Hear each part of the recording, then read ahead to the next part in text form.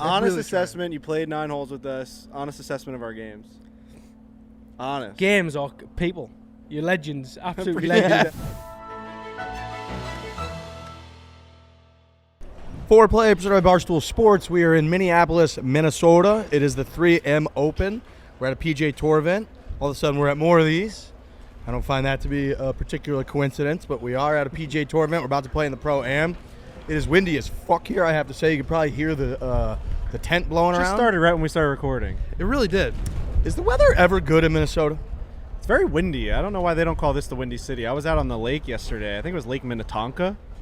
We were just kind of walking around, the outskirts of it, and there were whitecaps on the fucking lake. Like, I'm talking crazy wind, maybe 50-mile-an-hour winds. I think the weather is pretty similar to Iowa because Iowa is just south of here, and it's just there's like a stretch in the fall where it's just beautiful, Delightful.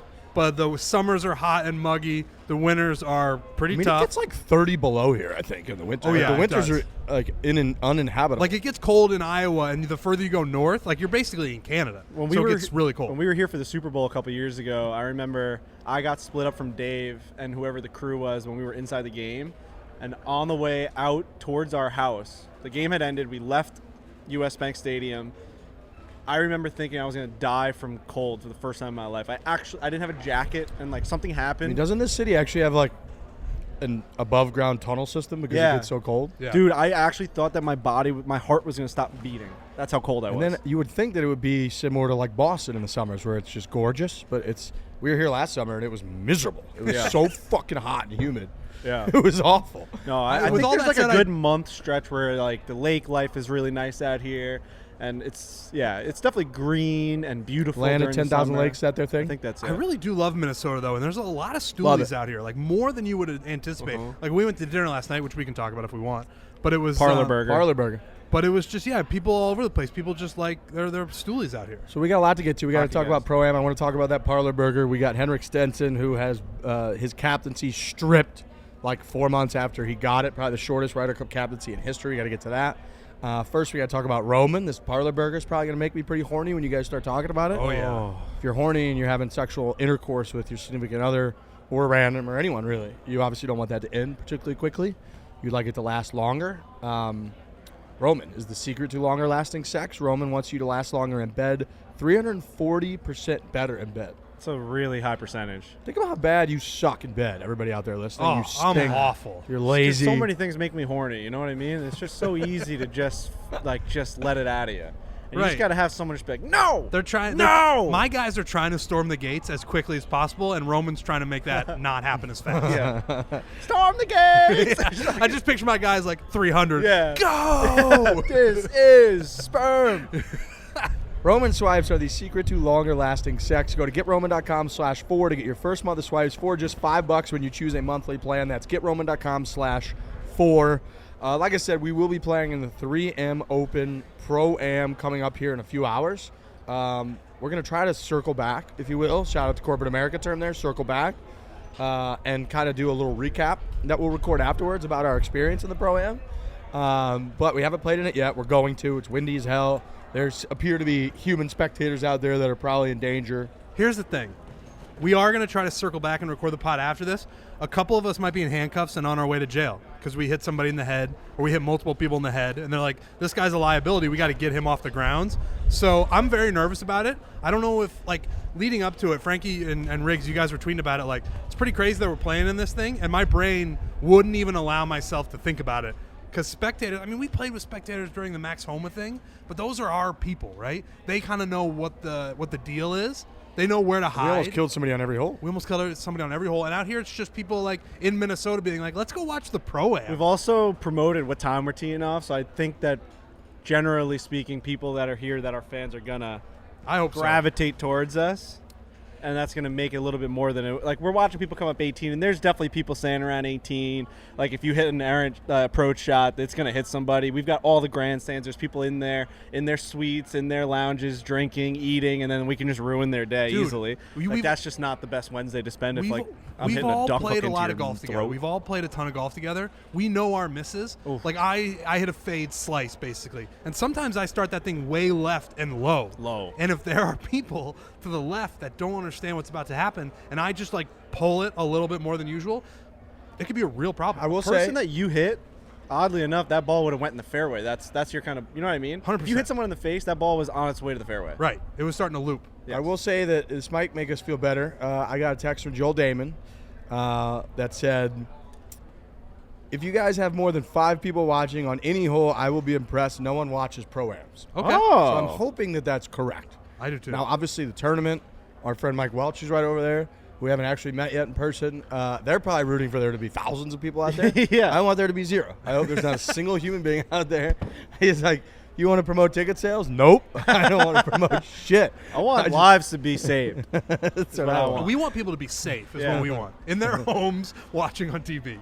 We've got us 4, us 3. 4th is Brock Nelson, American hero. Good guy, plays hard, loves the game, number 29. I'm not even sure the tournament knows that. I don't even know if they know that either because they've been promoting like offensive linemen and all these guys. Like Brock Nelson, 37-goal scorer, literally like Mr. Warroad himself is coming to this tournament. They haven't really promoted it. He's like, yeah, I kind of like that I'm just kind of showing up and no one really knows like that because he hits sometimes a duck hook screamer. He hits an absolute screamer from the left side. So we're excited for that. And then I think we're playing with Sam Ryder today, Yeah, Mr. Ace. the Ace Man.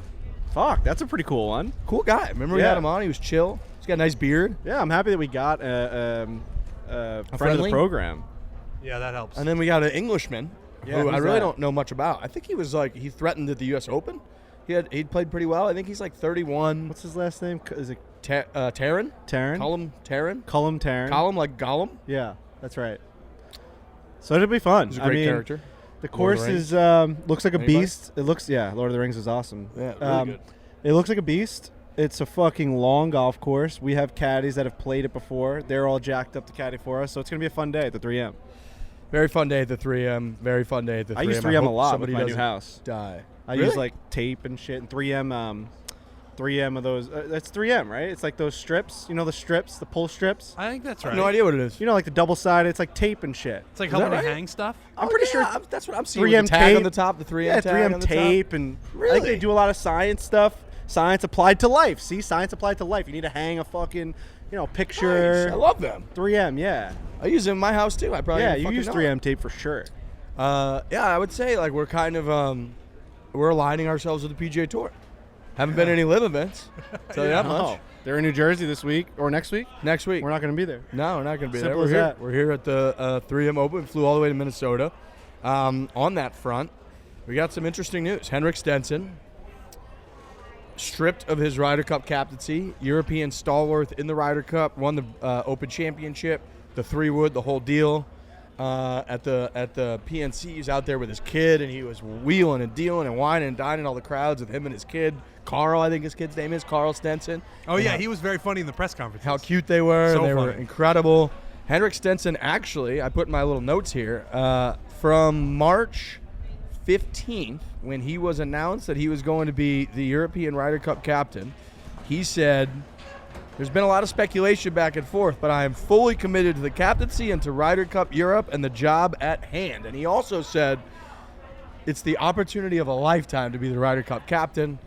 Today, Ryder Cup Europe tweets out that he is out. He's not the captain. It's over. Lasted from mid-March to mid-July. Let's be honest. We all know what's going on here, right? Yeah. He's scared of Zach Johnson. Ha! I mean, that's what's going on. Oh, yeah, LIV, maybe they plop down like 50 million, 70 million. I don't even know what the number is. He's scared of Zach Johnson, which I get. When was the last time a U.S. Ryder Cup captain ran the European Ryder Cup captain out of town before the event even started? You don't get that very often. Is this the first It's time? the first time. It's got to be. Zach Johnson, an intimidating fellow. I'll give you that. I mean, you don't really want to look at him too long, so I can see why Stenson would want to run away from him. Pretty crazy that Zach Johnson just won an Open Championship at the old course. Took the most outrageous photo with that claret jug of all time. Just He's staring got- right at it. Rory McIlroy, who said that you have the lefty Zach Johnson swing, He did. said that like he would pretty much kill to have the major championship career that Zach Johnson has. Won the Open Championship at the Old Course and won a green jacket at Augusta. That's like, you can't get much better than that. And now I feel like this should count as a forfeit for the European Ryder Cup team. We won already. Well, I think they're going to have to because they don't have anybody left. I mean, Everybody's everybody's gone. left. it's a wild turnaround from, if you just look pre-last Ryder Cup, it was like Europe, this is what they live for, this is what they want. Yeah, they're all the passion. These guys' whole careers are defined by the Ryder Cup. Every one of them just, Graham McDowell, gone. The captain, Henrik Stenson, gone. Lee Sergio Westwood, Sia, gone. Lee Sergio Westwood, Garcia, gone. Sergio Poulter. Garcia gone, and not only is he gone, but he was asked about how much he enjoyed the Open at St. Andrews, and he said, not very much. I enjoyed the crowd. That was about it. I'm quite clear about what I'm going to do with the European circuit. Probably leave it. I want to play where I feel loved, and right now on the European Tour, I am not feeling loved. The people don't like me no more. You know what this is setting up for? It's setting up for a miracle on grass type year for Europe. And I'm not saying I'm looking forward to it, but it's almost like with when the U.S. had to beat the Russians They're going to be in scraping hockey, the bottom of the barrel. They're going to be scraping the bottom of the barrel. They're going to be getting a lot of young guys who have a lot of things to prove. That's a pretty cool storyline for the upcoming Ryder Cup. I mean, they're going to get absolutely pummeled, but I mean, imagine Europe just like kind of sticks around and like that storyline of being like a bunch of kids are taking on the Goliath fucking U.S. Open, the U.S. team. I'm a little worried about what the golf landscape's even going to look like by then. Dude. Like, honestly, at this point, there was a lot of concern that post-Open Championship, you would see guys start to go because they've been able to play in all the majors. Hallelujah, see you later. And then there's more concern that post-FedEx Cup, when those 3 events are over, that guys are just going to be gone, that they're just going to jump ship. And really what Greg Norman said months before any of this started is coming to fruition, which is like, we're going to have tournaments. We're going to be paying people tens of millions of dollars. Other players that chose not to come are going to see that. They're going to say, I'm better at golf than that fella. How come he's getting paid more than I am? And they're going to start to go. And that is pretty much exactly what's happening. Regardless of which way you fall on the LIV PGA Tour stuff, it doesn't feel like it's headed in a great direction. And everything feels a little dirty. Just all of it. Like guys jumping, guys giving up Ryder Cup captaincies to just go play for LIV and get a bunch of money. It just feels dirty, and I just don't even know where There's no way it's good. Like, there's no way up to this point the LIV existing has been good for golf. Zero. Ryder Cup Europe doesn't exist. The captain is now looked at as a massive public hypocrite who leveraged his captaincy to get more money from LIV and not care about the Ryder Cup. Like, everyone from Brooks Koepka and Phil, all these guys, like Phil had his quotes about how they're bad motherfuckers and then is hugging the guy on the first tee. Right. Brooks Koepka was like, why are you guys bringing a dark cloud over the U.S. Open, and then goes to LIV the next day. DJ claimed his allegiance to the PGA Tour and was like, smell ya. So everyone looks like shit. The events now have less cool and like monumental players in them because LIV has stolen a good amount of them. And this event would have had a couple more players in it For if sure. it wasn't for You know LIV. who's winning? Who's winning is Greg Norman. He's an agent of chaos who has hated the PGA Tour forever and wanted to do this, and he just got the right money backing, made it happen, and now golf feels like this weird, dirty, barren wasteland. Okay, but now I'm a storyline guy. Tell me, and I've You're seen a a lot LIV of tweets. No, I'm not. That's crazy. I'm not one or the other. I just think that, like, at the end of the day, competition is really good. It's not, though. It's not. I think it working is out because that what way. I'm about to say is I am a storyline guy. Give me in 2 years LIV versus PGA Tour. If they're not going to combine, and you say I'm a LIV guy, but I'm just like, I hate the hypocrisy. I mean, we can go into a million different things like 3M. I've gotten a million tweets about like where the money for this tournament comes from. Sure. If you really want to get fucking like dirty about it, like it's all Saudi-backed money. So like, where are we going to go? Joe Biden just went to Saudi Arabia, and we're giving them a shit ton of money to buy for their little barrels. fist bump there with MBS. It's just crazy. So like, where like. Totally. And Like- I hear what Like you're saying. also like saying you're a LIV guy is like means like something deeper or dirtier or like that you're a certain type of person. That's fucking insane. No. We're talking about golf tournaments and why like the PGA Tour hasn't leveraged what they've had all these years, and it took bad money and bad guys to finally make all these things come to fruition. All I'm saying is that the world politics part of it, that stuff is incredibly complicated to the point that I don't understand it. That's what drives a comment like that. Like you're a LIV guy. That's exactly what drives it. It's all politics driven. It's all bullshit driven. It No. has nothing to do with like what we're actually talking about. I don't think. But what I was going to say is that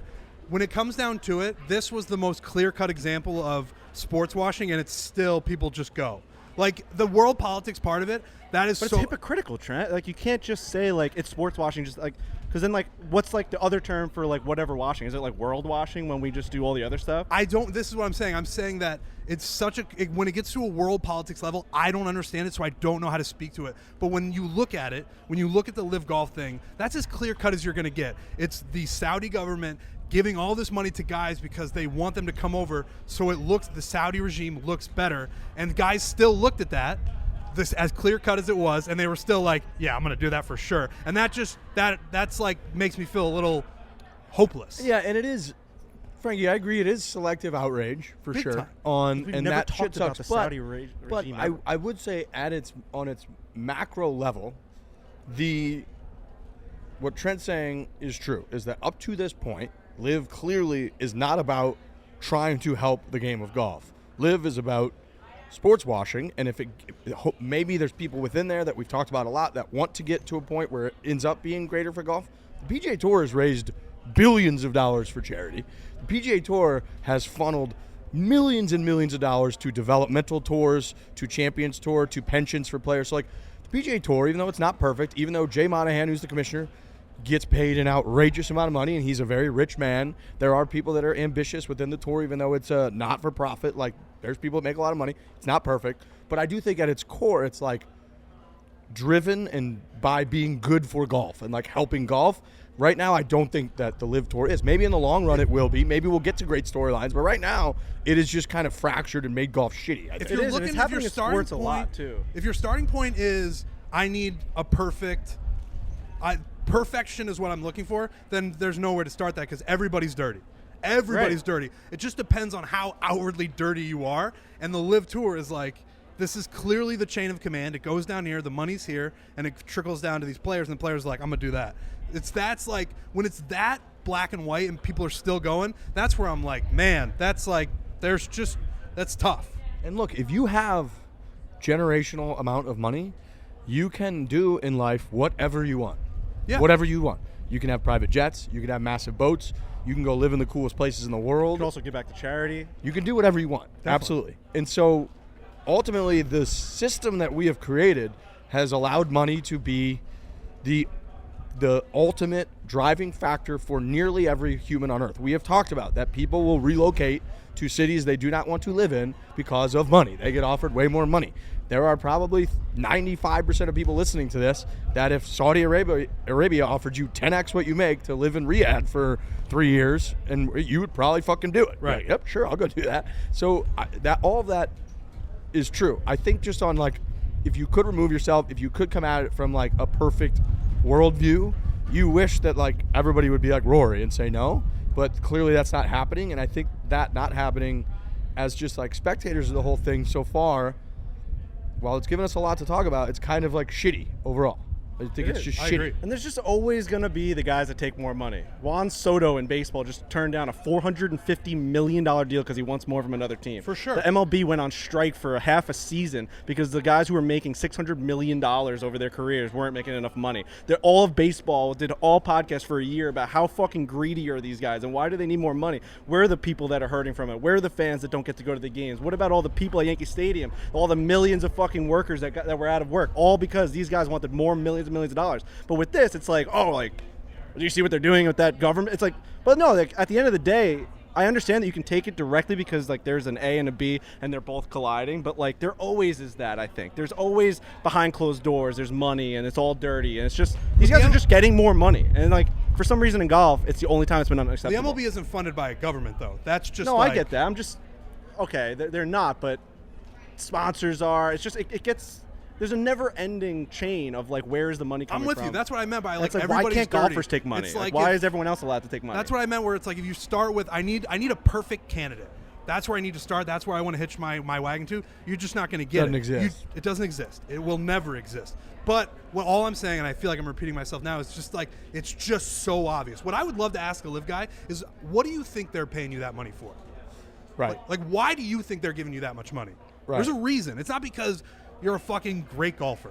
It's not because, these guys who are clearly over the hill, it's not they're like, you're going to take our fucking league to the next level because of your great play. To sell tickets. Just like when you sign like a 40-year-old Brett Favre to a team and you pay him a shit ton of money. It's like, that guy actually going to be good, or is he going to put asses in the seats and sell season tickets? But like, to Trent's point of it being run by private, that MLB and others are run by, privately owned teams that are, in theory, in the interest of making money. Though that money that they're giving those players is at least based on some real calculation that they're going to get a return if things pan out. And I think that when it's funded by a government that is more interested in investing money in cleansing their image than it is in investing money to actually turn a profit, that is where it's different. And maybe they long-term think that they can, but I think anybody with knowledge of the situation is like, okay, you're paying Sergio Garcia and Henrik Stenson and Phil Mickelson combines like hundreds of millions of dollars.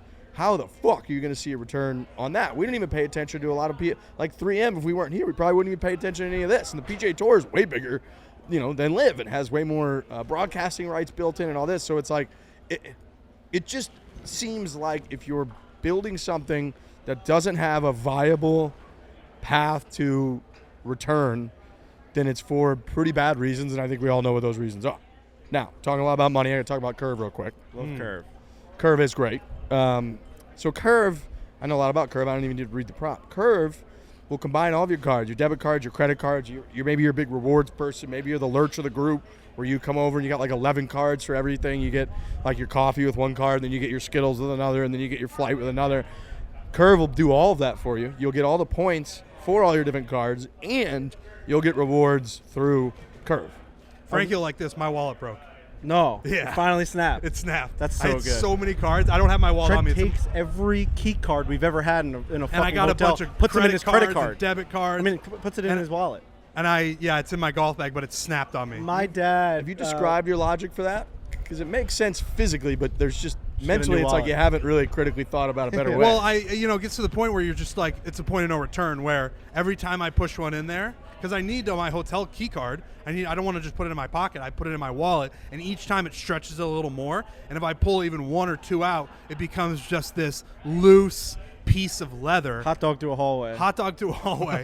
So I then have to just keep it in there and keep it in there and keep it in there. It bursts. My dad watches golf tips and finance tips TikToks. That's all he does. He walks the dog, walks around the street. We think that he's walking the dog for like miles, but he's actually in this little cove by a schoolyard, just standing there watching a guy tell him on TikTok. And I saw this. I moved up on him. I drove up. He didn't know it was me. I was wearing glasses, and he gave me a nod like I was a stranger twice. And he's like, "Oh, is that you? Is that my son?" And I'm like, "What are you doing?" He was watching a guy tell him on TikTok that you should never not use a credit card. There's actually zero benefit to not using a credit card. Yep. Because if something was to happen, let's say someone steals something or your information or the transaction doesn't go through, when it's your debit card, it's right out of your account. When it's your credit card, at least there's something that could be done. There's insurances, it's someone else's money. So Curve just helps you do that. It's everything in one. It's true. Facts. You're speaking a lot of facts right now. Go to curve.com/barstool to enter Curve's wait list. A lot is coming in the future with Curve and Barstool, so sign up early. You do want to be in early. Terms and conditions apply. Curve.com/barstool. Go sign up right now. That's curve.com/barstool. And look, the point is, the kind of the overarching point is that we could say all of this, and if LIV came to us, is like, all right, I'll give each one of you guys $25 million to cover, like, we're just gone. So it's like, Faraday. at the end of the day, all right, David Faraday, gone. Fucking Charles Barkley's like, I'll go tomorrow. Literally on Said he'd TV. kill one of his relatives. He said he would kill one of his relatives to go on. His point was, he's like, I got to take the meeting, which is fair. Yep. I mean, they're going to. He said he would kill his relative to take their money. Bro, but they were also And saying. we're like, ha, Charles is fucking hilarious. Bug and I were talking. That's what they want. Bug and I were But like, talking. you would, like, yeah, if I said that, you'd be like fucking hanging me from the 3M sign. But Charles Barkley says it, and it's like the greatest thing in fucking sports media. It's like, I didn't say it was no, but I'm great. saying everyone, like the collection of people are like, he should go. It's an amazing thing. Like, it's just money. Like, yeah, it is just money. I would fucking take $25 million tomorrow. We're probably harder on you than we are on Chuck. I wanted that. Thank way you. harder on you. Thank you. Absolutely. Yeah, I want to stand I have right no now. problem. I watched your, $25 I watched your neck red when I called you a LIV guy. That's what I'm in it for, If baby. you want to get, That got me and Trent both leaned forward. We're like, Yeah. I think we're on to something. I think I actually answered that pretty well. But at the end of the day, I'm going to say this. This is my statement. If you want to give me $25 million, I will go. The only issue is you might have crushed us in leverage. What if they wanted to offer us more? All right, $25 million personal. Yeah. Oh, yeah. I mean, how much more are they going to give us? I mean, come on. Bug and I were talking. That's $100 million. What do you think they're giving David Faraday? I don't know. $5 million? Less? I More? bet like 15. Wow. So much money. I will wipe my ass. Sits in a tower and with like dollar fucking- bills for the rest of my life. I mean, he's great. I love Faraday. But I mean, whew. But it's not like it's not an actual like reflection of what they bring in. That's the problem. True.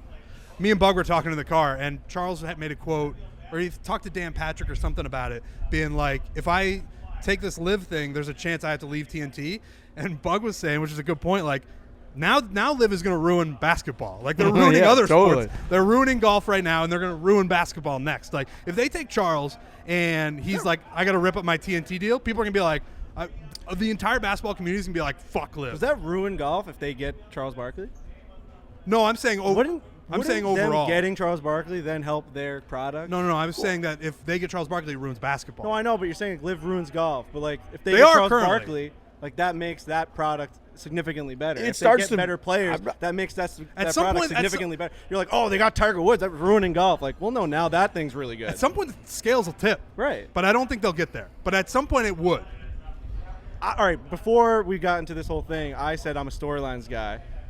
I would love if at the end of the day, Ryder Cup, I love the Ryder Cup, love the history. Give me, and if the PGA Tour and the LIV Tour are not going to combine, give me a LIV versus PGA Tour 1 week tournament. The blood there would be unbelievable. You want to talk about two groups of people that fucking hate each other? You have Monahan on one side announcing his team. You got Greg Norman on the other side announcing his team. They're playing for like who's the better tour on golf in golf. Tell me that's not the number one thing for golf in the history of the world. That's real animosity. Yeah. That's real. I want to murder you. What's insane is like a few months ago I would said like clearly that would never ever happen. Jay Monahan would never entertain that. He'd be raising LIV to his level. He could never do that. I don't know how many cards left he's got to play. He has to do that. I think he's getting dicey. I think we're going to have to see some sort of coexisting more so than what, because LIV is just not going away. I mean, these guys clearly were signed to multi-year deals. They're gone. Those guys are going to be playing golf 8 times this year, 14 times next year, and so LIV's going to just exist. One thing that I noted, and I was really thinking about on Sunday when all these rumors are going around about Cam Smith, he wins the Open, he's going to go to LIV, is that the PGA Tour just has a legacy issue. That's what it comes down to. What do you mean? And what I mean by that is like the breaking point has been determined to be majors. Yeah. It has been that they don't give a fuck if they're playing for a LIV title, a PGA Tour title, even if you call it the Byron Nelson or you call it the Arnold Palmer or whatever. What they do care about, though, the breaking point has been majors.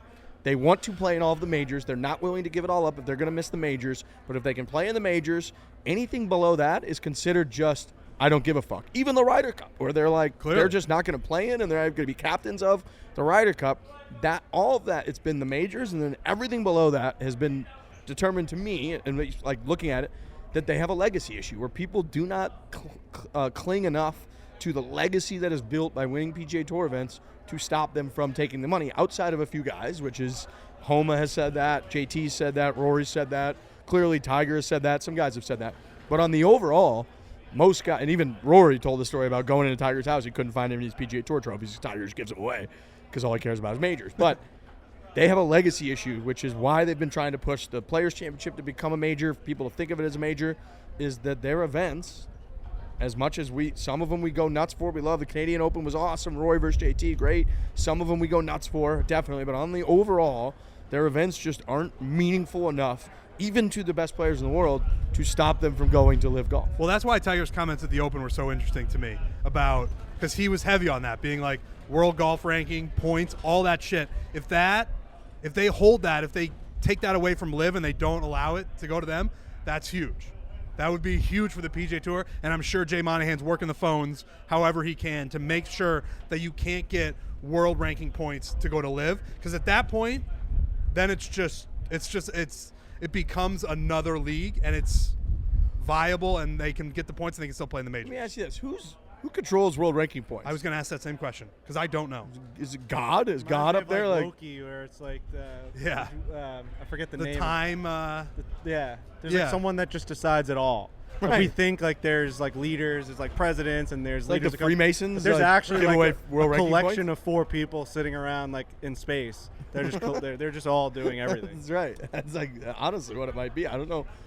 Is it the official world golf ranking like panel Commission? website? Who is Is it just some guy who runs the website? Like, boy, I got a lot of pressure now. He's just like, I'm a coder. I don't know. I don't know who should have it. I just That is been a doing great this question, dumb though. like Excel spreadsheet on a website, and you guys are. I'm determining the future of golf.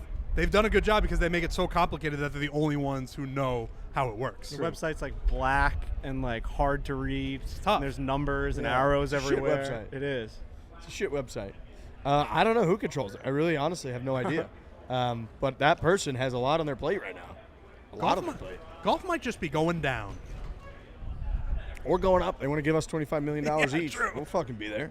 The David golf Faraday. we currently know is going down. Big time. I mean, I But love like golf Faraday. in general has to be going up right now. I love Faraday. Has golf ever been more in the news about anything? Golf's doing great right now. Golf's But we're just saying, as good as it could be right now. in terms of the professional landscape, I think it's sad right now. PGA Tour is in a bad spot. PGA Tour's in a bad spot. That's right. Yeah. And while everything's fracturing, it's gonna, but eventually the pieces will come together somehow, and I'm sure it'll be great. But right now, it's just a little dicey. I mean, imagine a Ryder Cup next year where there's just like a lot of the story is going to be that the captain is not the guy who's the original captain. A bunch of the players aren't playing because they defected to some other tour. It's going to be nuts. Can we somehow get some relatively clean investors and just make the Barstool Classic the third leg of this race? Just flip it and just be like, let's get some Canadian, UK backers, Elon Musk, who just push a bunch of money into this thing, and we're like, we're the third option. We're the Ralph Nader of the golf world. We need Elon to just give us $2 billion, and we'll create a golf tour. Be awesome. It wouldn't have seemed possible 18 months ago. But if we just get enough clean-ish money, we look like the best people in the room.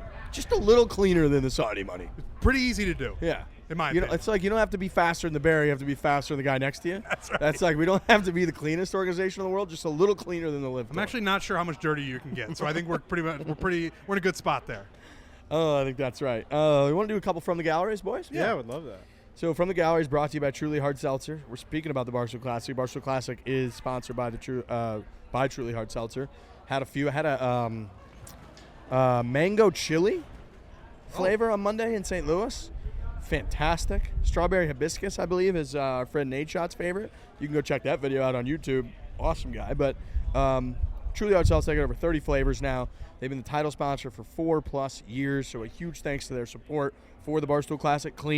Just clean support for the Classic. Nice, clean, fruity taste to the drinks, which makes them delicious. And there's over 30 flavors. They got 110 calories a can, 1 gram of sugar. So they're solid for you. You're going to have a great time. You're going to enjoy yourselves. Big thanks to Truly. They sponsor from the gallery. Andrew says, do you think Rory would have won if he started 1 stroke back instead of in the lead? Yeah. Plays a little bit more aggressive. I was kind of thinking so too, which is incredible. Yeah, I do think so. Tiger has said in the past, I believe, that being behind on a Sunday is way better than being out front. It's funny because Cam Smith on Saturday had a couple shot lead, played like shit, was chasing on Sunday, played amazing again, and won. It's also, there's never a worse situation to be in than when everybody expects you to do something. And everyone expected Rory to win that tournament. And he felt that. I mean, he's Rory, yeah, Big but time. he still feels it. If he's 1 shot back, I think he's a little bit more relaxed. I think he cans a couple of those putts, and he's got the claret jug. Where does he get more truly believe aggressive, that. you think? Like approach shots, putting? Probably just his approach shots, and I just didn't think he hit it. He didn't hit it close enough. Close enough. Which is like what everybody kind of keeps harping on. But hey, he didn't hit it close enough. And maybe it's not even like that his mindset wasn't aggressive, but it's like the way you swing is a little more tentative because you're holding on instead of like going for it. You're not as free. There's a lot of tension because you're trying not to lose it instead of just being like, fuck it, I'm going to freewheel it and win it. Yeah. I don't know. Luckily, none of us are that good, so it's always just kind of shit for us. But I think there's probably something to that. And Tiger Woods has said it, so it's got to be true. We got a lot of comments saying, or I did specifically saying that he didn't, when I said he didn't blow it and he didn't choke, and they just kept sending the screenshot of him making the turn. They get a 2-stroke lead, 3 on Cam Smith. And it's like, how did this guy not blow it? Like, I can't, as a guy who put money on Rory, I just can't listen to you guys say that he didn't blow this. Like, But Cam Smith going birdie, birdie, birdie, birdie, birdie is I know. just like. I know. Here, I saw a lot of that too, and the comments that we made were leading to like long strings of people fighting each other. Oh, yeah. in I go mute responses, conversation on those big ones. And what I was really thinking about, because I understand the argument. We had the one drunk guy who I laughed at who was emailed me, Oh, yeah. all caps, calling that, and then just sent a 1 p.m. email back the next day that was like, Yo, Riggs, big fan. Sorry about that. I was a little drunk. Lost 500 on Rory. Big fan. Keep it up. Yeah. And then he's been going back and forth with me. He's like, yeah, it's, if you really want like a drunk email guy's perspective on the show, I'm happy to give it. So he's been cool. But when I tweeted that led to, again, if you go to the replies of that, just people battling one another in there. And what I was saying was like, I can understand the argument for he blew it, but when I think of somebody choking in golf, it's like they hit some wild drives, wayward shots. Phil on the 72nd hole at Winged Foot, where he hits the worst tee shot in the world, hits a tree. Mito Pereira in Tulsa. He just blows it. Yeah. You just blow it. Rory didn't blow it. He hit the ball great. His putts, it wasn't like he was hitting awful putts. Yep, they were like burning edges. He was a little too far away. So I thought he hit the ball phenomenally, hit every green in regulation. It's hard to hit a drive 350 yards down the middle of the fairway when you're trying to close out a tournament. He kept doing it. So I just don't think he choked in that regard. You could say he choked and that he didn't play as well as Cameron Smith, fine. But I really do think Cam Smith went out and won it, and Rory just didn't quite get it done. But it just doesn't strike me that performance as he choked. Feels dirty to say he choked. Yeah, 20 years from now, people are going to look back at that and be like, wow, what a choke job from Rory. It'll be Cam Smith fucking went on a run and grabbed it. We might be able to remember that he should have won, though. Yeah, but I think that's even different than choking. Should have won is its own category for sure. I agree. Should have won. I agree with that. It'll long be known as the one that he should have won. And I think it's starting to get – it's the one where we didn't want the guy that won to win. And I do think if Cam Smith ends up going to LIV, that's only going to further supplant that memory of the wrong guy won. Yeah. We'll see. Colt Knost got in the rumor game on Twitter. I saw him throwing out the rumor $90 million for Cam Smith, and that was the only place I saw that. Ooh, and he replied to someone. Did you see that he did that? Yeah, I did see that. Someone was like, "Oh, rumors Cam Smith going to LIV. How could you do this? You just won the Open." And then I think Colt just responded "I heard it's $90 million. That's $90 million, not enough." Yeah, straight up. Isn't that crazy? He would be, if we're talking their numbers, LIV numbers, he would be their best young talent by a million miles. Yeah, he'd win a lot over there. Yeah, true. He would be their best player easily. Right? Yes. With the brightest future. Yep. I mean, he's going to win PGA Tour Player of the Year this year potentially. Maybe. They would steal him. That's insane. Right. With those rumors, he might not even come close to winning PGA Tour Player of the Year. They might make that happen. There's been a lot of talk in this podcast about, LIV and PGA Tour. We are at a PGA Tour event. Yeah. I want that to be stated. You uncomfortable here as a LIV guy? No. I do want to say, though, the 3M tournament is one of those things, and I don't know if anyone's going to be able to relate to this, but when you're playing PGA Tour video games like Tiger Woods growing up, or even the new ones, PGA 2K, and you play your own season, the 3M tournament was always one of those that you just you felt like you were actually playing a career mode. Yes. I don't know why, but driving up here today just made me laugh and almost get the chills of I'm doing the thing that I always. So for some reason, just the 3M. It's the signage. The signage. It's just I'm playing inside a video game. Right, it's your early tournament that you have to make the cut. You make your guys. This is your chance. You need to have a good week this week. For me, it's every time I get a new game, it's I'm gonna play the season, whether it's a baseball game or it's a hockey season or a PGA Tour game. I'm gonna make a guy and I'm gonna do it legit. I'm gonna try and bat 300 in MLB. I'm gonna try and score 40 goals. I'm not gonna make it unrealistic. And when I do a golf game, I make my guy all generic one face, generic one body. It's all just plain white, no fucking. For me, it's I don't have to doctor up the face at all. It's just round and easy. Then I go right. The first tournament's usually just a 3M, and you're I'm gonna play the shit out of this thing. I'm gonna play every hole. I'm not gonna skip holes. I'm gonna try and go 1 or 2 under. I'm gonna finish in 7th. I love that shit. And we're here. We're actually here. We're gonna play to see a tour event that you don't think you'd usually see. Just dog days of summer, right in the middle. Go to the 3M. No, it's fucking cool, man. Well, it's almost like going to a baseball game, a neutral. Yeah, true. When we went to the Twins fucking A's game or whatever that was. I never in my life thought I was gonna be at that game, but it was cool to be a part of just a dog day of summer sport event.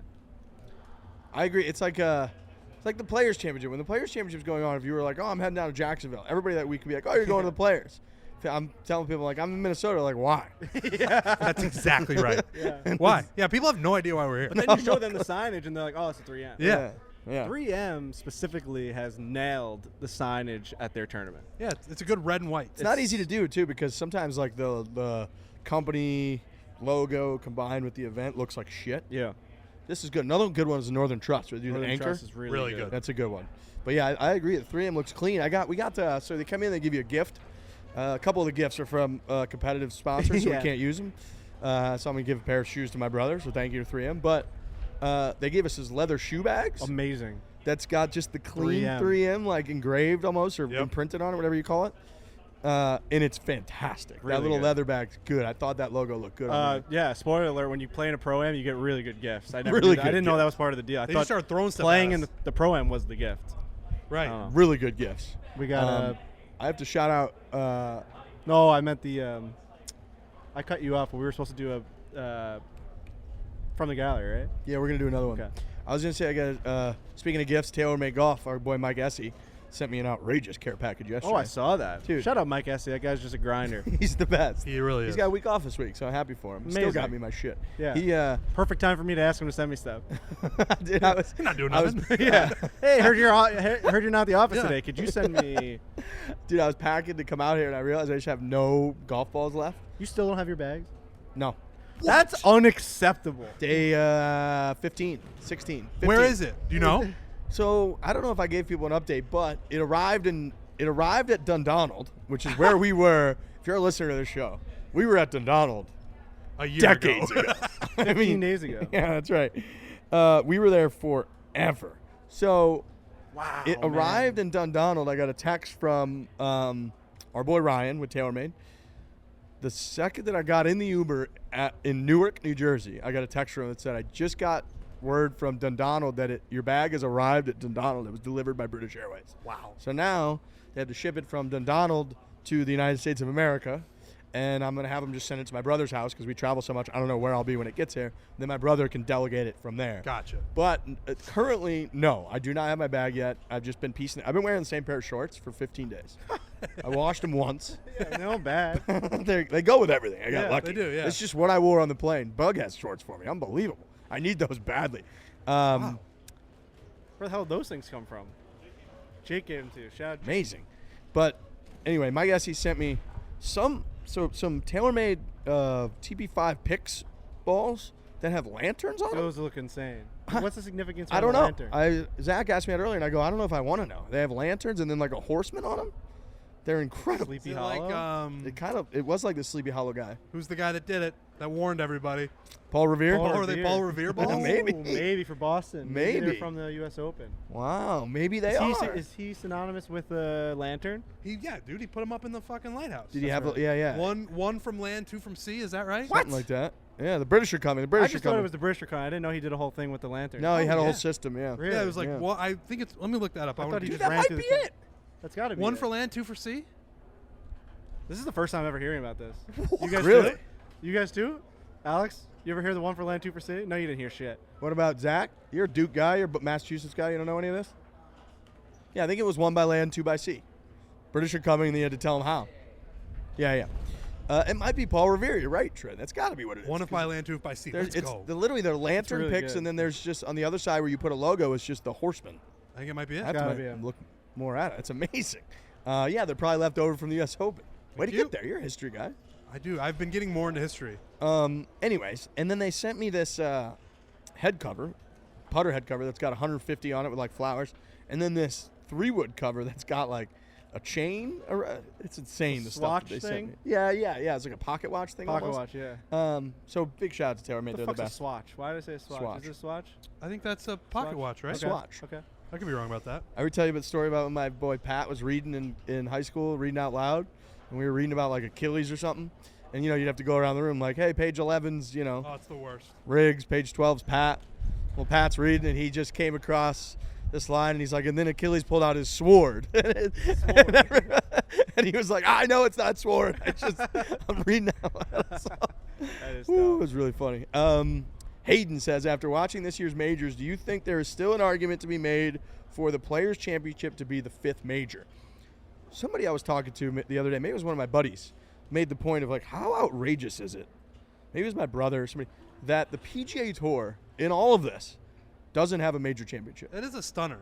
Like, the PGA of America has one, the R&A has one, a golf club has one, and the USGA has one, and the PGA Tour doesn't have one. I'll tell you what, the hardest thing to explain to our social team, like from Oh, the yeah. top to the bottom, Yeah. and I get it because it's fucking confusing, is like, all right, so when the PGA Championship's going on, is that a PGA Tour event? And we're like, no. And they're like, that doesn't make any sense at all. It's just having all these different governing bodies, having all the majors makes it so confusing for our social team. And I get it.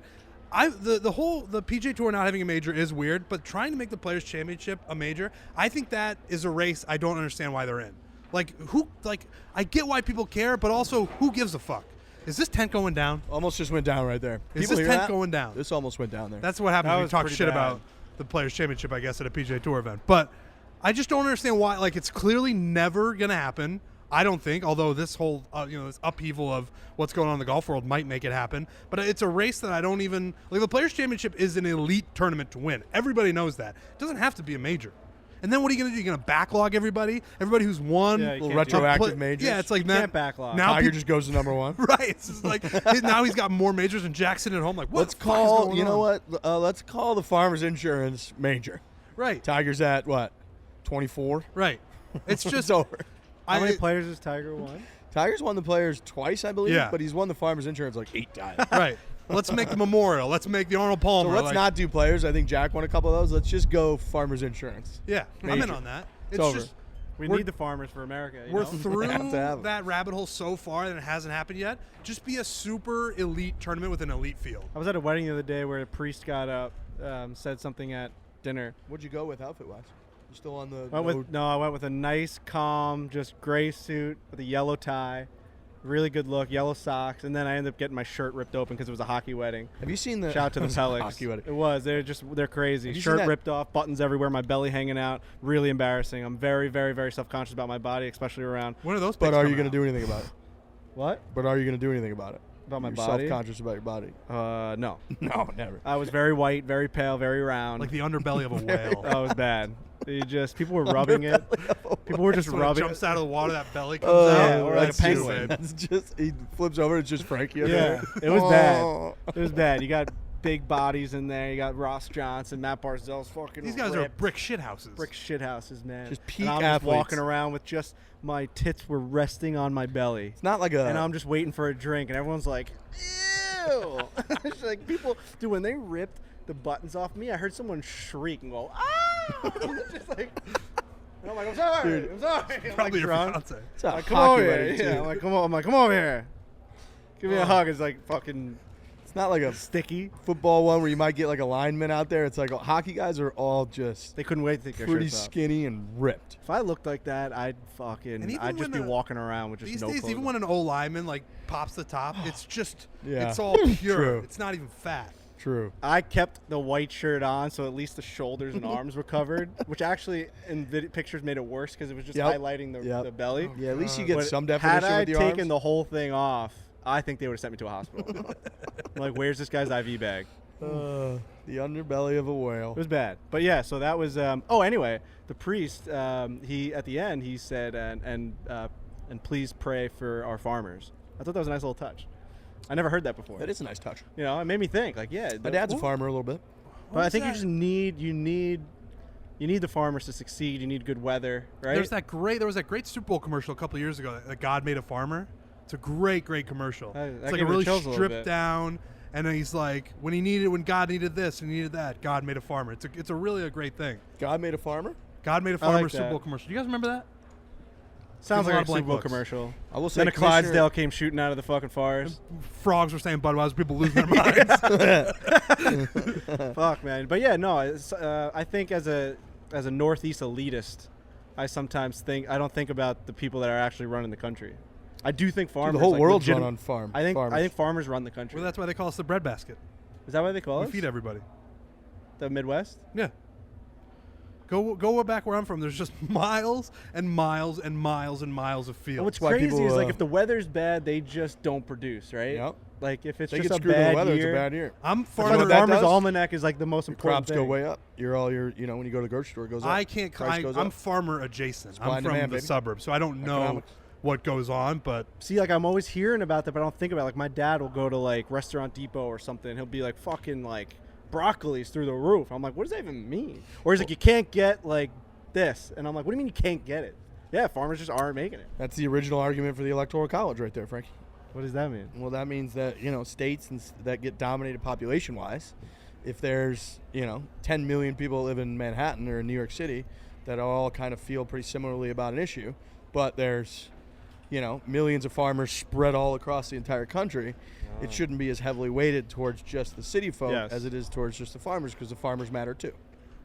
I like it. That's a pretty heated debate you can get into politically. That is. Not saying I sit on one side or the other, but wow, people are anti that or for that. Well, people hate Yeah. the Electoral College. a lot of people believe that it should just be popular vote. Popular vote. If you vote more people. I'm not in on any of this. I want to start getting into this. I must have missed. There was a couple of big I'm not in elections. on any of There were a Live guys couple sitting big on the elections fence. last 8 years. There was a couple big elections. Big that ones. I was a part of them, and I just didn't really think about any of this stuff. Yeah, Hillary won the popular vote by a pretty good margin. Yeah. I believe, like 3 or 4 million votes or something like that. Now we're really getting into it. I remember stuff like that popping up Make on my America feed. great again. That came across your desk. I remember things about like certain states like just getting more stuff than other states, right? Like California's got the most electoral votes. Is that right? Yeah, California has what, like 55 or Something 50 like or that. something like that. They're really high up there. So But winning states is the most important thing of all time. So- I'm just asking pretty generic questions here. that's correct. So you'll see, Frankie, that like political candidates, if you raise your little hand, please. Dude. Political candidates like won't even go to certain states because Right. they know they can't tip the scales. Yeah. Whereas if it was then the argument against Ohio, huge. well, yeah, right. But the Midwest was very important in 2016. they only go to like 10 states basically. But the whole argument against, or people that will say it doesn't matter they won the popular vote because they didn't campaign to win the popular vote. So it'd be like if you really wanted to win the popular vote, Trump, for example, would have gone to New York a bunch because he needed to win over millions of votes of there, but he people. never went there because he knew he never had a chance. Instead, he went to Ohio or Pittsburgh, Wisconsin, or Ohio or Michigan. Pennsylvania or whatever. So you could argue it both ways. I which is what appreciate happens all the time. I've always generally known about it, but I didn't know. Honestly, the farmers thing really made sense to me. Yeah. I never thought of it as like way of life, and that's why you have to give certain people more votes. You know what I mean? Like way of life thinking. Like I just admitted like I am like a new Northeast elitist that only thinks one way. I think like the world revolves around us, and like if our weather's our weather, and like if it's you know what I mean? If it's raining here, it's raining in the world, and I don't think about it like everyone else. Like, So that's a lot I of need to start doing that. That's a lot of the justification for the Electoral Okay. College is that I could it's be not- swayed either way. It's not perfectly even, but it weights it a little bit more so that everybody has, not everybody, but so that different regions, different people with different jobs and all that and values have more weight than they otherwise might if it was just population vote. I'm gonna get Whoever some- I'm gonna offers get us some DM. $25 million, I'm gonna get some we will DMs. agree with that side of it. I'm gonna get some DMs That's right. after this show. No problem. I'm gonna get some DMs after this show for It's sure. interesting shit to learn, though. Yeah. Because otherwise you just don't know what the fuck's going on. And then, as you can imagine, half the country hates that policy and half the country loves it. Yeah, 75 million about either way. CrossCountry Mortgage. Talk about them real quick. If you're still throwing away money on rent every month, you're just sitting on the bench. CrossCountry Mortgage puts you in the game, and you'll be a part of a championship team. CrossCountry Mortgage has a team of loan officers dedicated to getting you the best possible loan terms available. They can close in as little as 21 days, which is ridiculously fast. Frankie's a CrossCountry Mortgage Shout guy. out Chris Devon in Boston. He's our guy. I still get emails to this day saying that your zip code is holding strong. All the houses around you are this value, and it's actually going up. The value of your house has increased. All of this stuff.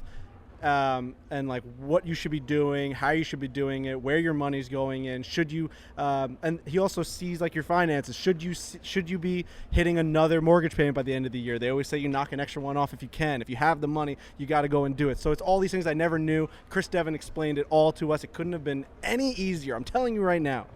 You're thinking about getting a house. It's a crazy time to get a house. It's a good time to get a house. You just want to make sure that the mortgage process is simple because everything else in buying a house right now is a fucking nightmare. The mortgage process has to be the easiest one. Go and get CrossCountry. I'm telling you. You go to crosscountrymortgage.com/barstool so CrossCountry Mortgage can take care of you through the home buying process. Equal Housing Opportunity CrossCountry Mortgage LLC, NMLS 3029. All loans subject to underwriting approval. NMLSconsumeraccess.org. Big thanks to CrossCountry Mortgage. They're great. They help everybody out. They care about you. CrossCountryMortgage.com/barstool. Parlor Burger. Yeah. Frankie's been hyping up this burger to me for years, legitimately years. I don't know when the first time you had it was, but First time I ever had it, we were here for the Super Bowl. I was at the hotel. We were staying on that, like, the Loop was what it was called. Right kind of by, like, Target Field. We were all here. I remember Dave was with the guys, and they were like getting drinks at a place. And I remember Dave texting me saying, "Hey, we're at this place. It's in a basement bar. If you want to come meet us for a drink, come meet us for a drink." Okay. I walk around. I can't find this place. I walk downstairs. I don't know where they are. They're in this circular table. We're sitting at the circular table. They're having drinks. I just order a drink.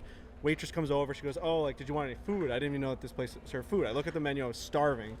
They had a burger on it. Okay. I ordered the burger. I'm eating this burger. And get Dave and guys are talking, whatever. I'm like going crazy over this. I'm like, what the fuck am I eating right now? It's melting in my mouth. I'm looking around. No one else is eating the burger. I'm like, I'm laughing. I laugh. I'm like, is anyone else doing this? So next day goes by. I go back, get that burger again. I'm like, now I'm going fucking nuts. Because like, this is the burger spot. It's not a bar place. This is not a place you just go and get a drink. A couple years go by. I'm at a dinner with a couple of the Islanders. First time I'm ever really meeting them, like a mutual buddy, shout Brian Axelrod, just the guy who knows all guys, literally the best person on the planet. Brings me to this place, and all the Isles are there. It's like my big night. I meet Brock Nelson, who's going to be here in a couple minutes. I say, we hit it off about golf and Minnesota. He goes, "You ever been to Minnesota?" I said, "Yes." I said, "Actually, one of my favorite burger places on the planet is there." And he cuts me off and goes, "Parlor Burger?" Ooh. I said, "Yup." Confirmation. How the fuck do you know that? So then a couple years go by. Now I'm coming to his house for the Barstool Classic. We're staying there. What do you want to get to eat tonight? We both at the same time. Parlor Burger. I've gone 4 or 5 times. It is the spot that my mouth waters when I think about it. You get a nice old fashioned with it. You get fucking some popcorn with it. You get old fashioned? Oh my God, dude. Yeah. It's so good. It's nice. so fucking good. Now, every time I've hyped this up, I've then brought someone with the hype. Last year it was fucking Nick Mulcahy and Ian Solomon. And Ian Solomon is kind of like R.I.P. Ian Solomon, but he was kind. He's not dead. He just he's went to a not- different company. Yeah. You He's wouldn't alive. say he's like he's not a snobby food eater, but you could from his Instagram you could tell that he really likes. Like I've seen people talk about how like he loves to photograph his food, and he's like he loves to like He's cook. conscious of the quality of what So he's I was eating, nervous think. about bringing him Okay. last year. He took a bite, laughed out loud. Trent Daddy yesterday got the same fucking experience. Yeah. Were you nervous bringing me? Like, this guy might not You're a like food it. guy. This guy might not like it. You're a food guy. I do love food. And You love burgers. I You do, love yeah. fries and aioli. Yeah, the fries This and is aioli right were up really this good. guy's alley. I want to know first assessment. The first time you took a bite of a Parlor burger. The give it best to me. way that I can describe it is that whenever you have a burger, they're largely forgettable. Like when you go to a place and you have a burger, you're like, I'm just trying to get something in my system yeah. to have a little sustenance so I can survive until my next meal. A Parlor burger is different. It's an experience I'll never forget. Wow. I will recommend it to anyone who goes anywhere near Minneapolis because it's just different. It's unlike any other burger that I've ever had. It melts in your mouth. It's very buttery. The bun is buttery. The burger is salty. It's perfect. It's a really, really good burger. And, you hyped it up for years, like I said, and I think you even undersold it. Which is That's crazy. that's how good it is. It's very, very good. It's Everyone insane. has had, it seems, that's gone with you has had a phenomenal review. You're right? gonna have to go. I have to go. I mean, that's what I'm trying to get at. You're gonna Where have- is it? Is it like It's just in the middle of the city. I don't know. Like it's just, it's in the basement. I don't know how to explain it aside from it's in a basement middle of of a the bar. city? What do you mean? Is it hovering in the sky? I don't, It's a very unassuming place. It's an unassuming place. The That's the name word of I the couldn't- place isn't out front. No, right? it's Borough. Burrow. So the story behind this place is look that this this place fucking shit Burrow. It's like right by Target Field.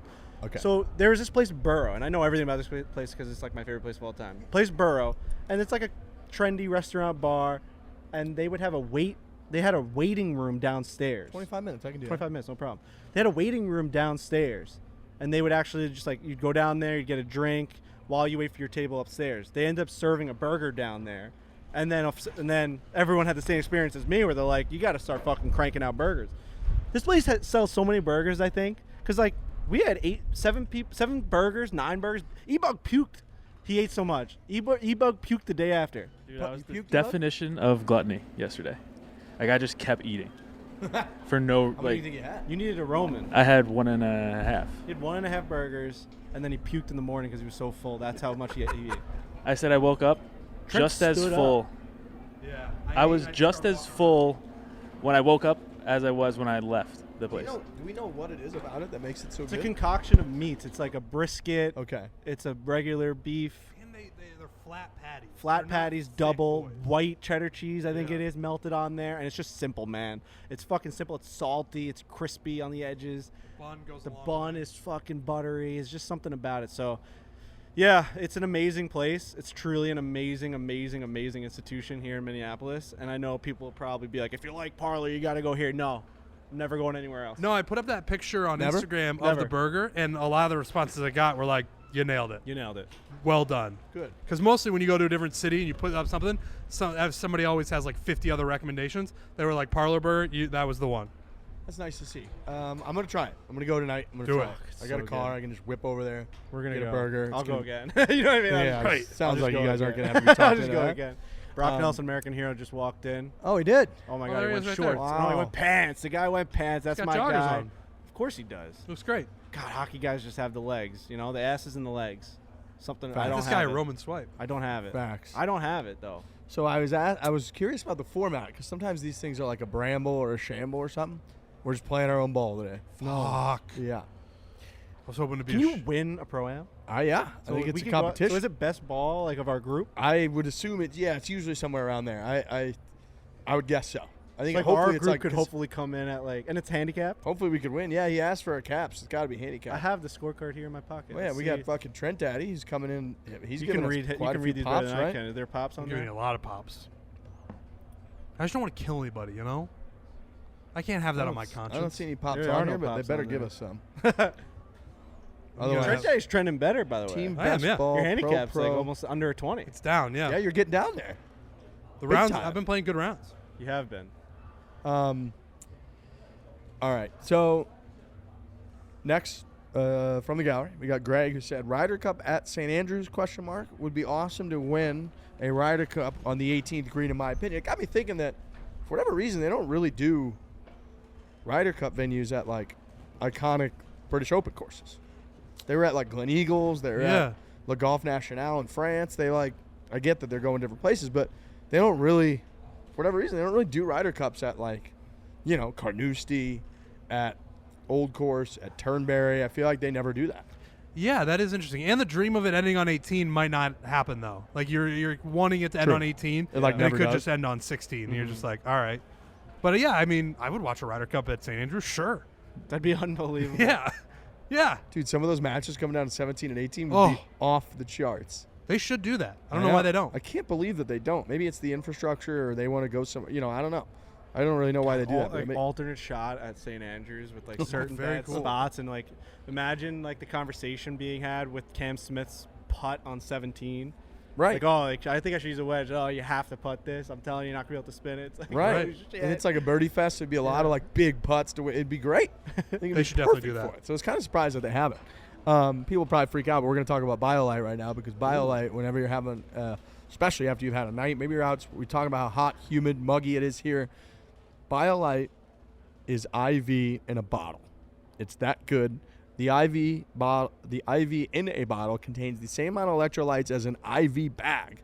You don't have to drink 6.5 sports drinks, which is what you would have to drink to equal what you get in one BioLite. They got 6.5 sports drinks and one BioLite, only 45 calories and contains a third of the amount of sugar. Comes in 4 different flavors. They're delicious: citrus, berry, tropical, and lemon. And I got to tell you, BioLite, when you drink it, you just instantly know. Your body tells you through its own mechanisms that right there is good. We need that. That's good for us. Thank you for putting that inside of us. We appreciate it. Feels really nice. Keep doing that. And it's delicious. Hydration is something that I feel like we often just don't think about, and it might be the most important thing your body I needs. think about it a lot, actually. You're I come to these tournaments and these when we You did drink a mini- lot of water. I drink a ton of water. I have to. This is You even have better to. than water. If I don't, I have like sun poisoning, like Atlantic City, where I didn't Yes. drink enough water. But BioLite makes it easier. I Is don't that the have to- closest we were to losing you? Yeah, oh yeah. Big time. Well, maybe. Go to But it's- drinkbiolite.com/barstool. Use the code FOREPLAY. You get 10% off your first Amazon order. That's drinkbiolite.com/barstool. Try it. Trust me. Code FOREPLAY. You get 10% off your first Amazon order. People have been asking me a lot today if I'm nervous for this. Are you nervous? A little bit, yeah. I'm a little I would say I nervous. think I'm going to be more nervous when you're staying over the ball. But we also, like, a lot of the golf shots we hit are on camera. And those shots are going to go out to thousands and Yeah, thousands but of people. those It's eyes definitely different. aren't here. The real eyes are definitely different, but I haven't been nervous yet. I imagine we will be once I'll be we get nervous up on the range, seeing a couple shots go up in the air. Oh, we If I got can get 'em on the caddies edge. too, dude. When your We got caddy's standing caddies. there on the range. I might ask him to take a walk. Yeah, it's the worst. I went to a chiropractor this morning. He cracked a sole from my cock up to my fucking head. Never seen anything like it in my entire life.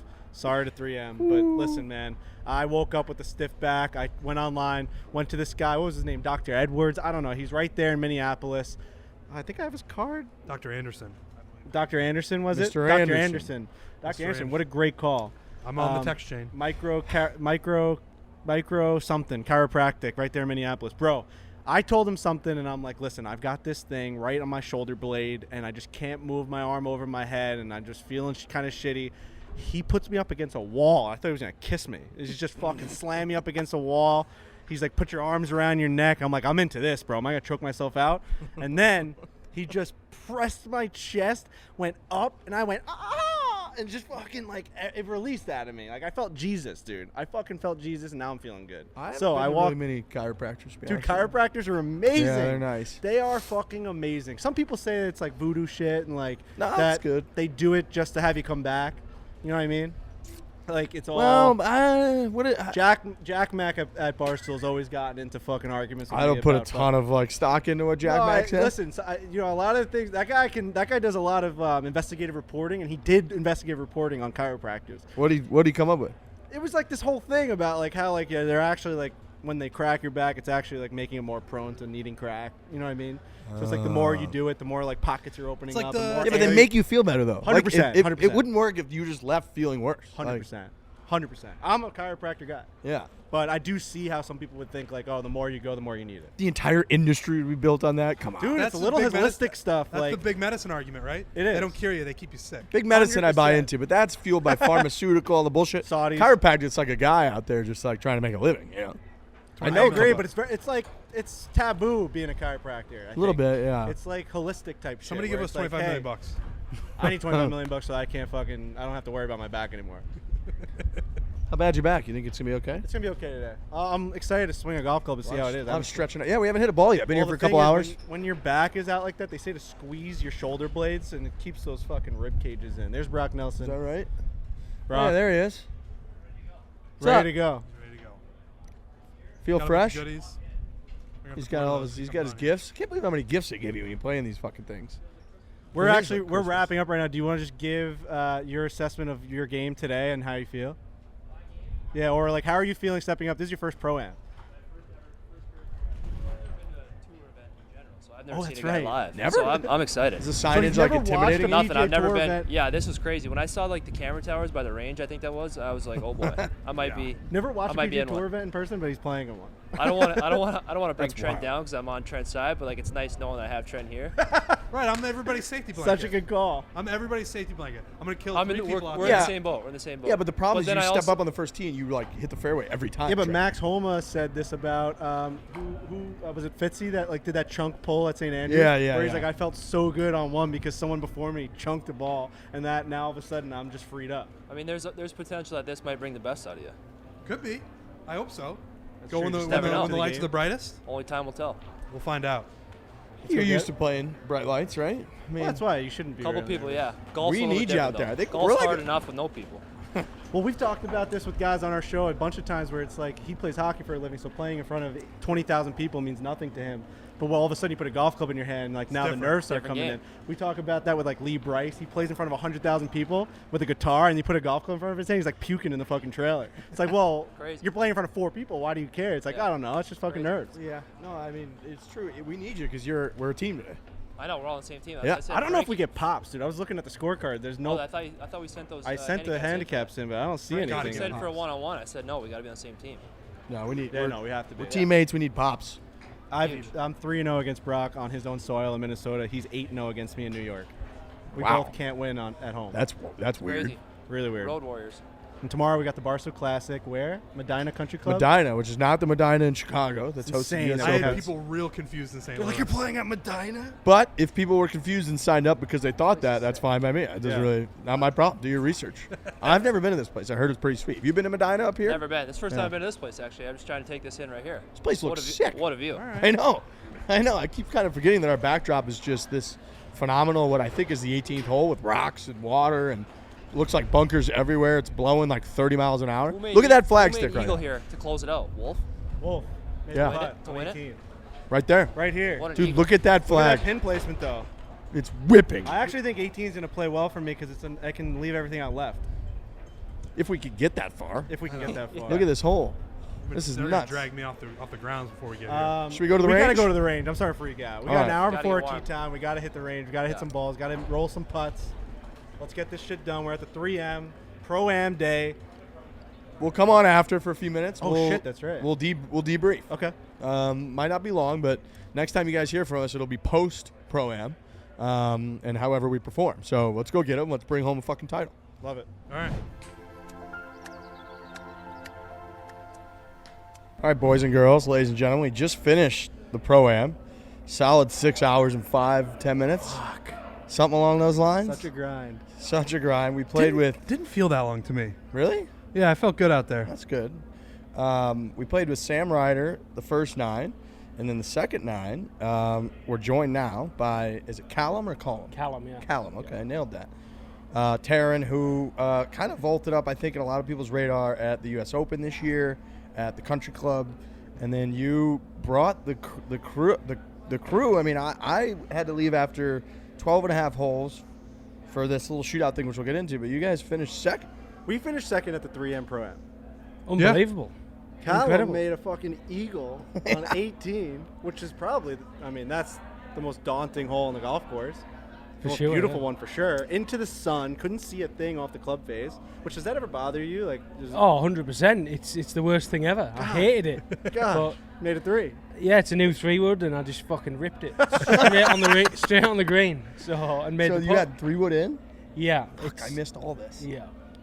It was He a got pretty- hot. Like, once things were just starting to happen. Brock shot, I think, a 38 or 39 on the back.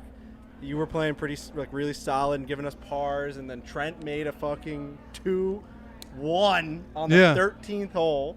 An amazing. How'd you make that So birdie? I haven't Trent? heard about this hole yet. Tell me I about mean, I this. pulled my tee shot left as a par 3 into this huge bunker, and then I had a pretty good lie in the bunker, and I've just been better out of bunkers recently, and I just hit it great, and the perfect speed, landed a few feet short of the pin, and it just fell right into the hole. Trickled in for a birdie. Did you guys go crazy? We went crazy. Went crazy. Yeah, wild. My caddy he seen it tracking, and he fucking put his arms up before it went in the hole. And we were laughing. I was telling you, it's a real bunker shot. I usually don't hit real bunker shots. Usually I skull something, and it will ramp up the front of the bunker and maybe land on the green. This was a real bunker shot, which I'm very proud of. I'm proud of that bunker shot, but I've seen the ones that weren't real bunker shots out there today. Oh, yeah. I had a mix of it all out there. Yeah, but that one that was- just happened to go in. But, yeah, we played well, and I actually Way missed to that. go, squad. Thank That's you. A good performance. Fucking Second in the 3M. First place at the 3M wins like some extravagant Bahamas vacation, and we finish in second. Come on. Let's we get just go nothing? on a vacation. Dude, at one point, well, you looked at us and you go, boys, you need a 3-2 to win this thing. 3-2 on 18 to win. And he made a 3. That's unbelievable. You actually made a 3. Unfortunately, I don't get a pop on 18. No, you do not. What are Pro-Ams like for you? Is it a slug?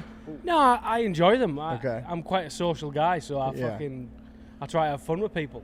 The thing I really like about you, and as I picked up on it through the 9 holes, every opportunity you get to sit, you sit down. Yeah. Which I respect the hell out of that. Seriously, every time we there's a little bit of a backup out there sometimes, and you just sit right on the ground. Just sitting down. You're saving yourself. And I started taking after you. I just sat down everywhere I could, and it saved my legs a little bit. I love that about you.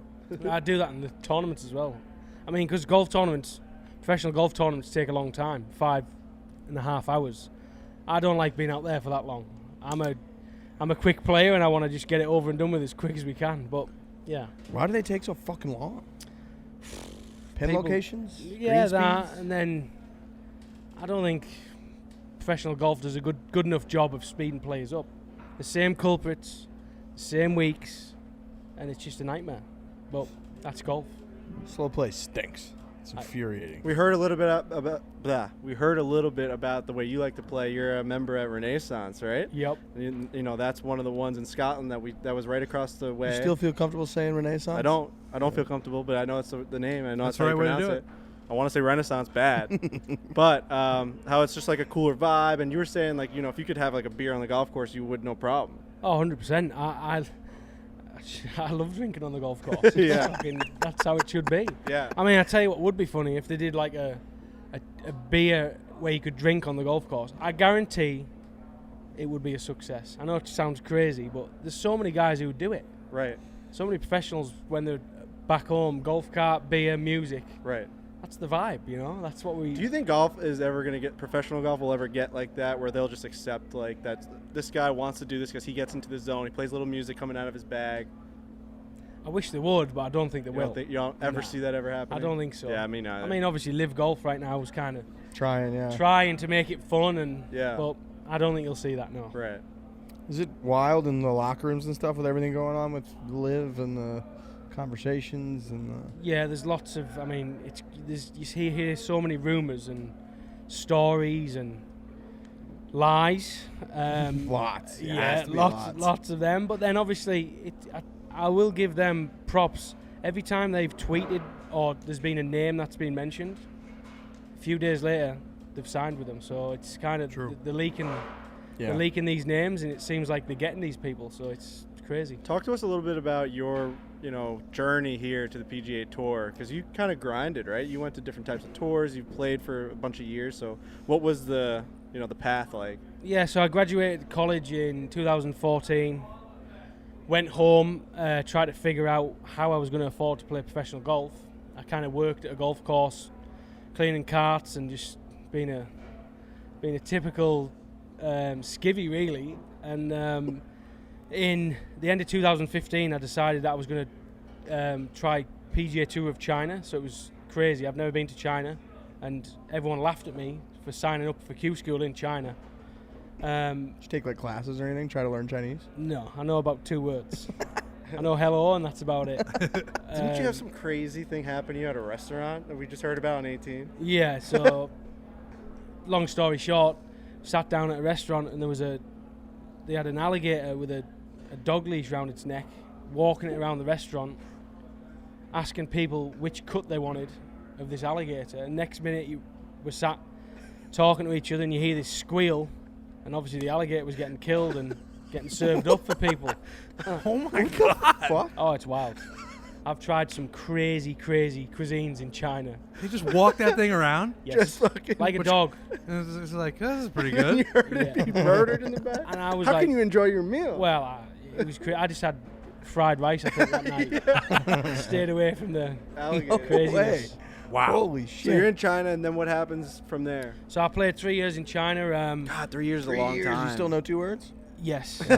And managed. I had good finishes out there. First year I came 7th on the money list. Second year I came 3rd, and it was like, I was always so close to getting off that tour. But like you said, 2 years playing professional golf, earned some decent money, and then final season out there, I shot 64 final round to beat an American who had led the money list from day one all the way to the last event.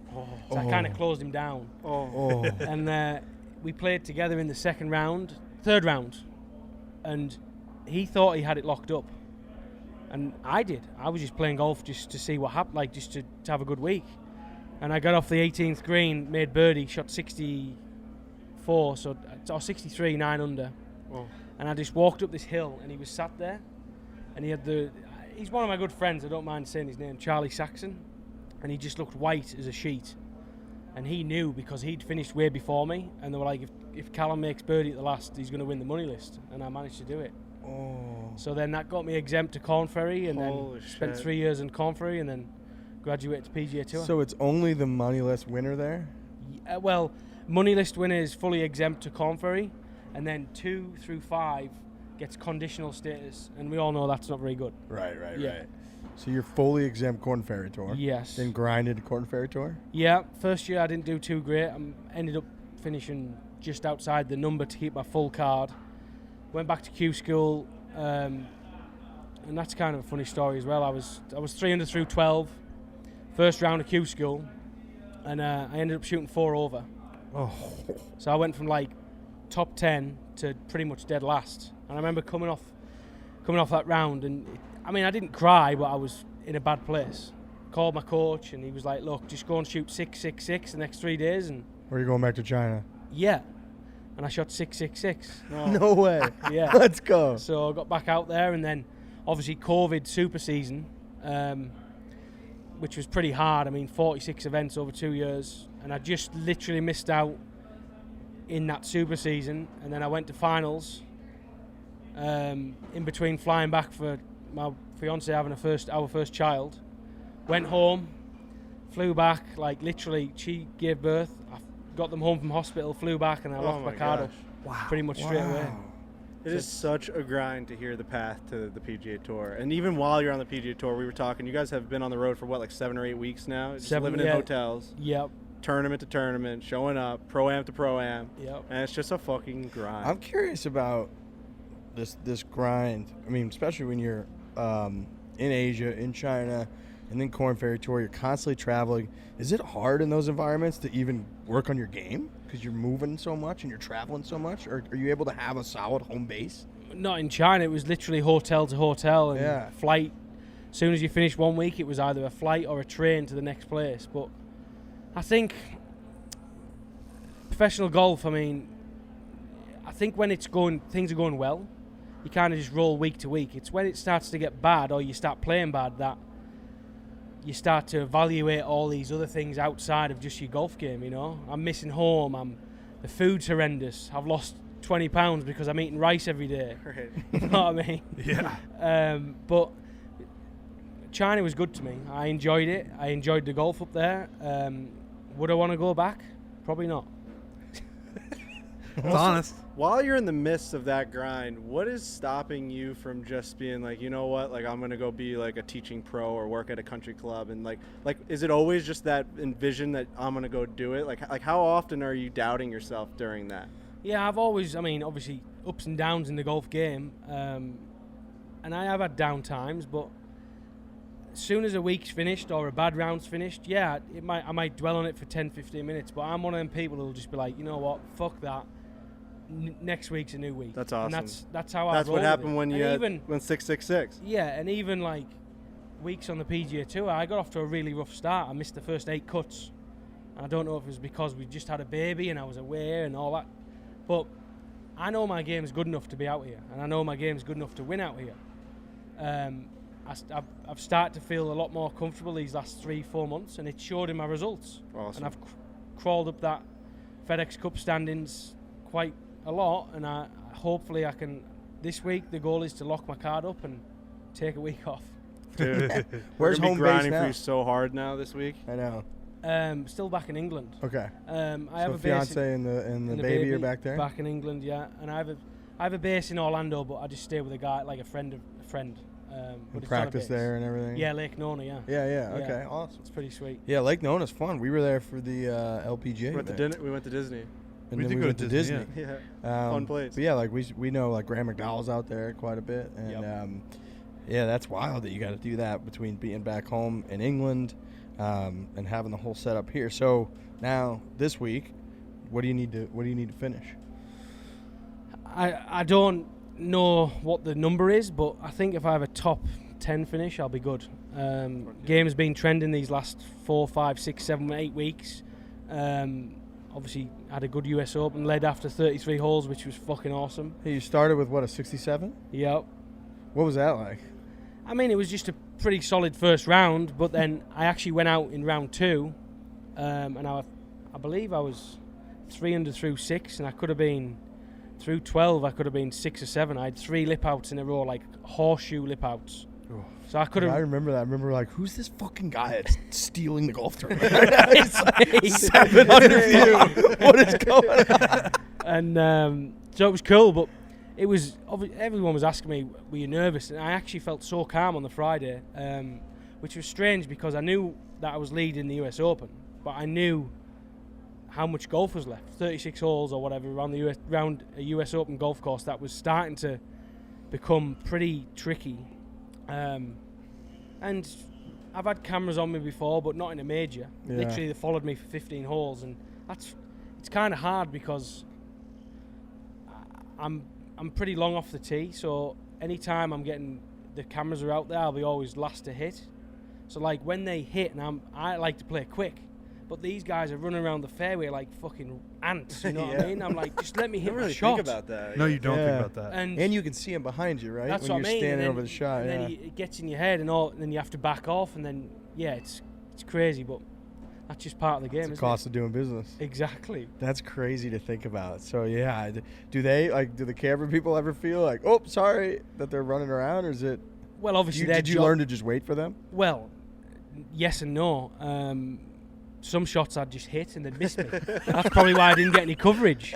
You know, I mean, that's. Do they say anything to you like, "Hey, could you wait for us to put Well, if they did say that, I'd say no. I'm going to play quicker. Yeah, I'm leading the absolutely. Yeah, like I want to play in my rhythm. You know. For sure. It happened at John Deere. I was playing with a guy final round who's really slow, and we were in the second last group, and he's really, really slow, and started to piss me off.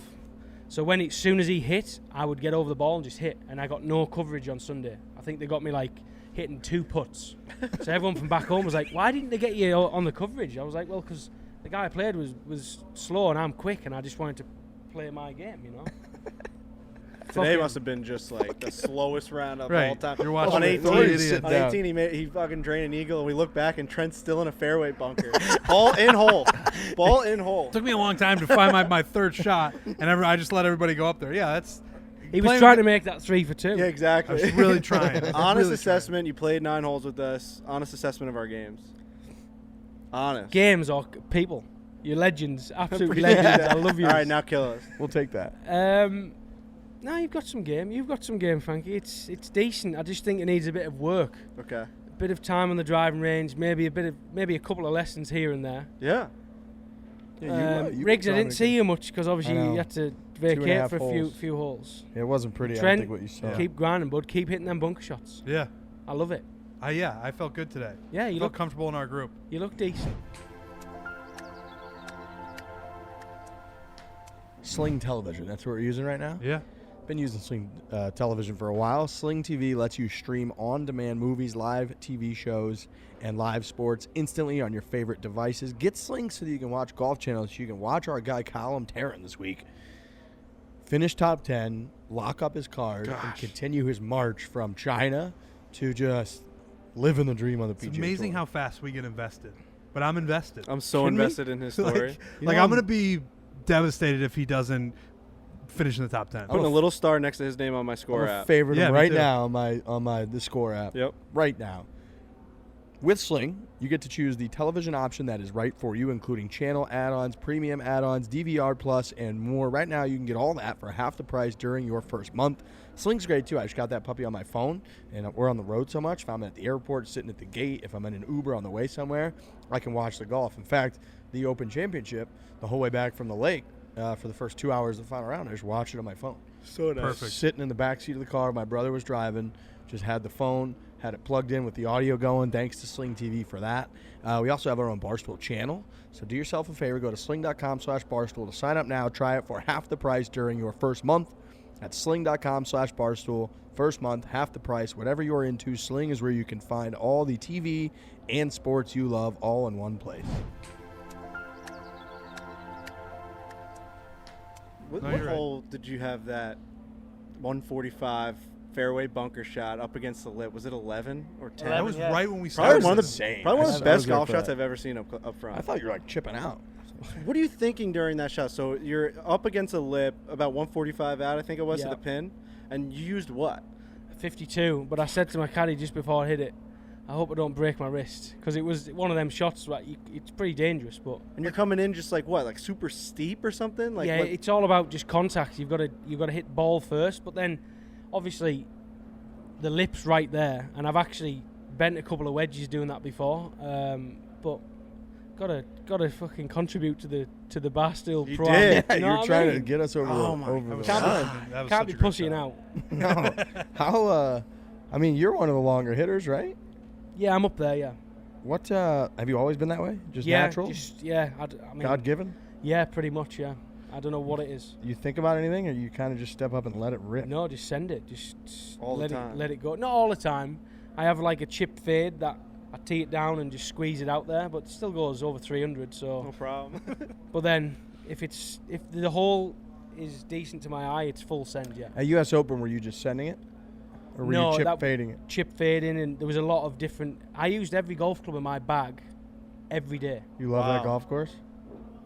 the best I've played ever. Yeah, that's a great Yeah. course. It's incredible. I feel like players loved it. For that reason, you got to be able to hit everything. Yeah, and it was obviously, it was tough, but I mean, I don't think I've ever done that ever. Used every club in my golf bag Yeah, that in is one rare. round. Right. I used every golf club every day.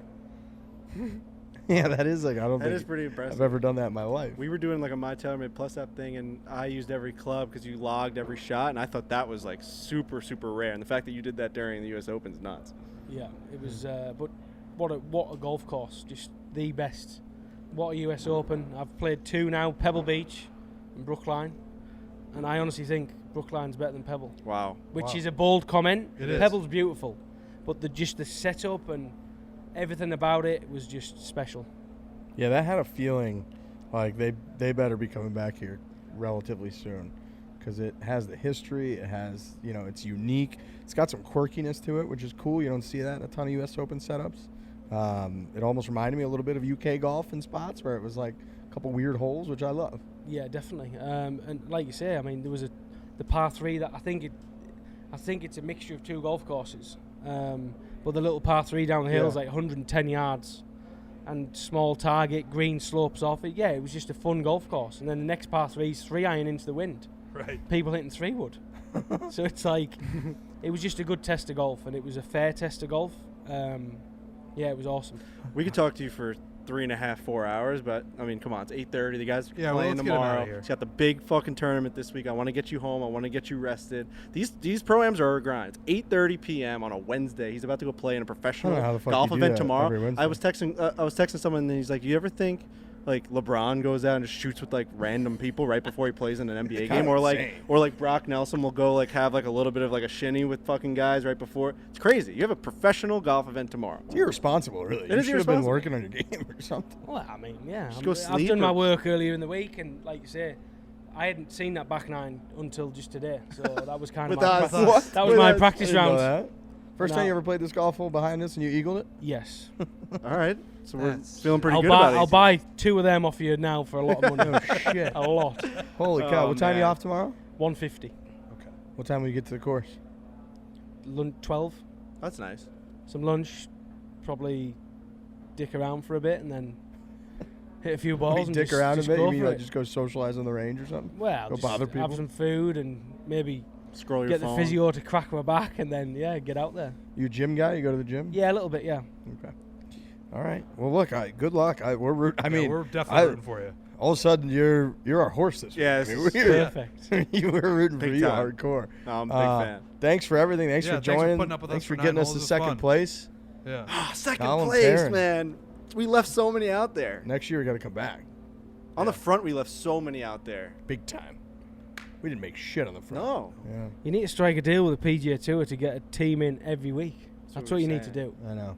Now's the time to do it. They're vulnerable. Right. You know? I agree.